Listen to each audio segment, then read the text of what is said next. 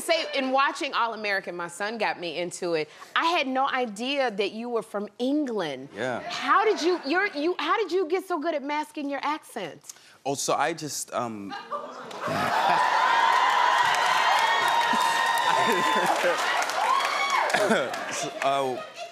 when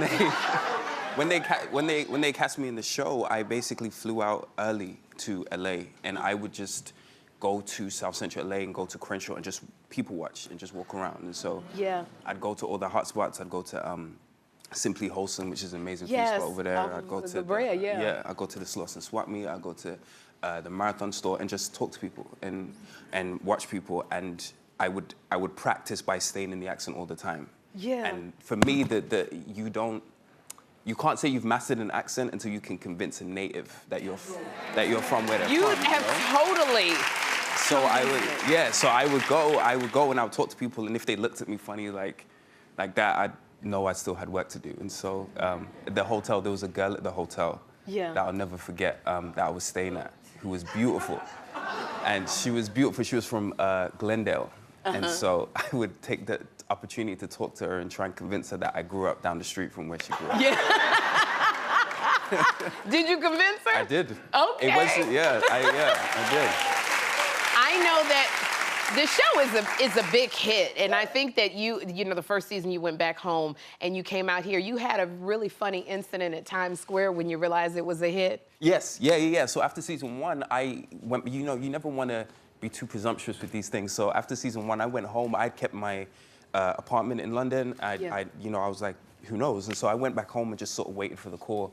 And it wasn't on in the UK, so I didn't know what was happening. Right. It came out, and then suddenly I'm getting texts and calls from people saying, it's blowing up. And then I came back for season 2 to do press. I was here, and I was on FaceTime with my aunt, and I was walking through Times Square because my headphones broke. Yeah. And so I needed to get new headphones to fly back, otherwise a plane with no headphones is... No. You can't do it. And so, so I'm going to Target, get some headphones, and Target. Oh, yeah, we love Target. We love Target. Target. Okay. So shout out to Target. That's right. And so I'm on my way. I'm on FaceTime. I hear screaming, and I'm thinking it's New York. You know, it's you know, who knows? Anything can happen in New York. So I turn to look, and it's like 8 girls are running, just running at me, and they start crowding me and grabbing my chest and stuff.